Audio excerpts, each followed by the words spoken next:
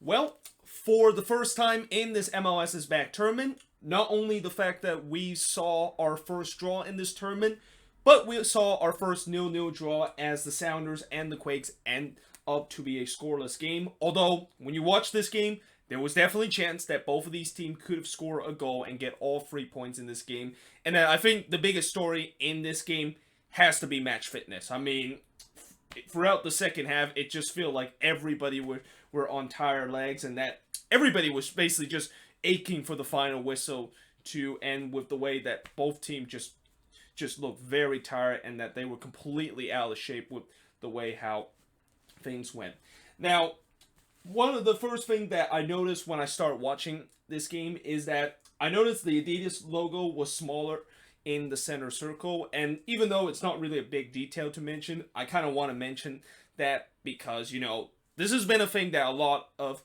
fans are not happy with what MLS is doing, and I have heard that MLS might have got in trouble with the way that, according to FIFA, you cannot have like any sponsor or any kind of logo that is in the center circle, but apparently it seemed like what MLS is doing is okay, because when you actually look on the actual pitch, there's not really an Adidas logo, and that was just a CGI kind of thing, and that they kind of got away with it. But still, I want to mention the fact that it looks a little bit smaller, and even though it does look a little bit smaller, it still is a little bit of a nuance, the fact that I see an Adidas logo in the center circle, and I just feel like it was totally unnecessary for them to put that on there. Now, in the first half, there's been a couple of half chances early in this game, and I gotta say, I feel like this game, out of the first 4 games that I have watched so far, well, actually, the first 3 games that I've watched so far, this one probably looked the more lively early on, and it seemed like both teams could have had a chance to get the opening goal of the game. The Quakes, I thought they had a lot of the possession, but they really lacked that final third. And I had a feeling the Sounders were probably thinking about just sitting back and trying to counter the Quakes. And that's I think is going to be something that teams are going to do this going forward, where we know for a fact that with this man marking system, the number one weakness with this man marking system is the fact that it's very, very easy to basically counter attack, and that once you decide to counter attack and you have runners behind the guy that you of course are marking, then that could be a huge issue for the Quakes. So I understand what the Sounders was doing in this game, and that even though I know the Quakes had most of the possession, and I tend to like to see my team have more of the possession, I was very concerned with the way that if we're not careful with some of the possession we have, the Sounders is just going to go the other way. And we saw that actually happen in the 27th minute when Rodin literally went on the Sounders went on a counter attack, and then Rodin received the ball at the end of the counter attack and almost opened the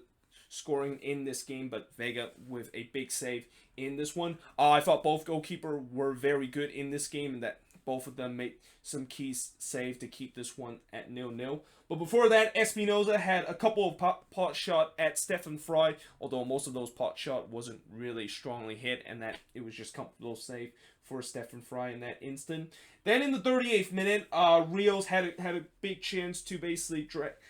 drag his tap into the back of the net, but unfortunately he puts it wide. And I noticed throughout this game, the Quakes, they did their usual thing on the attack, which is most of the time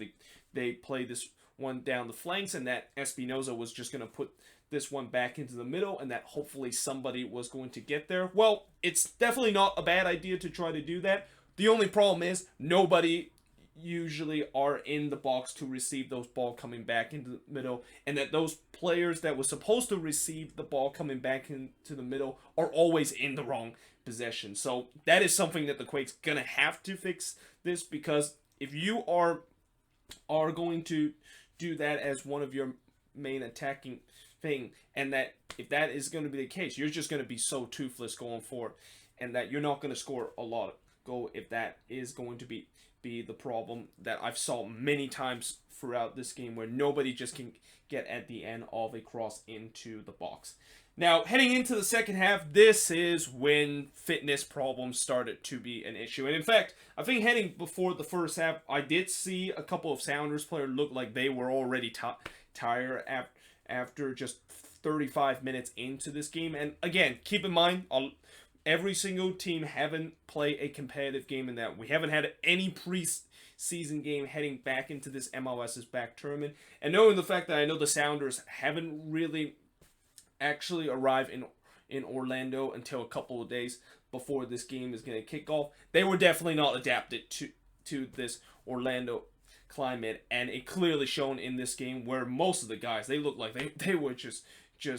dead tired, and that they were just cramping a lot with the way that the game of course went. And it definitely showed in the second half where it pretty much there was just no rhythm whatsoever, and that every time you feel like there was potentially a promising attack and some rhythm in the game, a guy basically went down because he's cramping, and it just kind of disrupted the rhythm of this game a little bit. Now, in the second half, the Quakes, they continued to dominate possession, but there was no final product. Cassia, yeah, he got away with a penalty in the 59th minute. And I will say this, as a Quakes fan, that is absolutely a penalty. Like, Cassia, he clearly pushed Ruidíaz off the ground there. I mean, I know some people will say Ruidíaz might went down a little bit easily in terms of that instant, but I seen the replay a couple of times, and there's just no way in the world how in the world that was not a penalty, and how did Cassia actually got away with that one. And what's even more alarming is that literally a couple of seconds after he got away with a push on Ruidíaz in the box, he literally did a sliding challenge on one of the Sounders player, and yet there was no call in that incident too. So he literally got away with two incidents that could have easily been either a red card or a yellow card, and that at that point I was really wishing that Almeida would sub Cassia off in this game. And the fact that he actually eventually played the full 90 minutes and we actually didn't concede a goal is a bit of a miracle, but also at the same time it also plays to the fact that the Sounders, they weren't very clinical in front, and most of their attacking pieces looked like they were very rusted heading into this game. Because I have a feeling if Ruidíaz, Morris, and Rodon, if they probably had a couple of competitive games heading into this match, the Sounders would have won this one. Like, there was many times where I saw Ruidíaz get behind the Quakes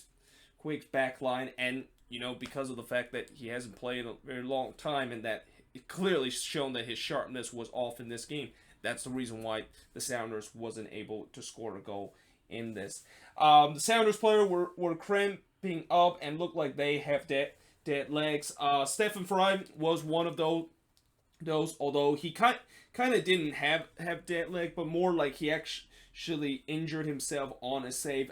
after you basically put a long range effort. That was actually a very nice hit from Jackson Ewell, but you know, Stefan Fry, it looked like he was always going to be comfortable to save that one, but unfortunately he did pull something, and that, you know, it looked like maybe that might be the end of the night for him, but he of course would end up continue for the rest of the game. And then late in the game, the Sounders had a couple of decent chances to get the opening goal. Jordan Morris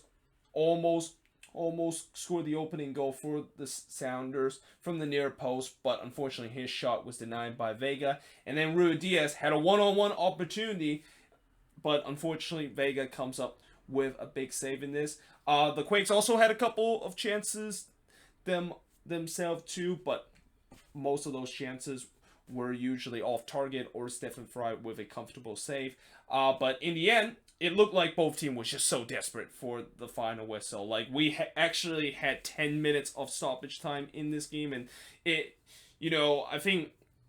a lot of those stoppage time was really just players cramping and just kind of are playing in walking pace with the way that they just had no more energy to offer whatsoever. So yeah, in the end, the game, of course, ended 0-0. And in terms of shots in this game, there was 16 shots compared to 12 that the Sounders had. 8 shots on goal compared to 6 that the Sounders had. 5 shots off target compared to 2 that the Sounders had. 3 shots that was blocked compared to 4 that the Sounders had. And possession-wise, 62% possession that the Quakes had compared to the Sounders' 38%. And, you know, overall, as a Quakes fan, I'm happy the fact that we were able to get a point and a clean sheet. But at the same time, you know, as I said, I think we need to definitely work on our finishing and our final third, because it was very lackluster in this game. And if you're the Sounders, you know, you're going to be disappointed the fact that you also had a couple of chances that weren't able to put away. But I guess they'll be happy with the points, knowing the fact that the Quakes themselves also had a couple of chances of them on. And the fact that most of the players on that Sounders team looked like they were just out of energy by the time we hit the hour mark in the game. The fact that they were still able to get a point out of this game is going to be something that I think they'll be a little bit happy about that. Like, I have a feeling, no doubt, going forward, the Sounders is going to look much better than what they are in this game. I think this game, the reason why they kind of look very poor in this is because they just look like they're completely out of shape, and they look like they just played their first preseason game after a long layoff during the off season. But yeah, there you have it. That is pretty much it for the review of this game. Let me know in the comments below, what do you think of this game? Overall, I thought this was kind of an entertaining game, and that both of these teams could have won this one, and that I know there were times that the rhythm of this game was disrupted because of all those injuries and players just kind of cramping up. But overall, I thought this was a decent game, and that even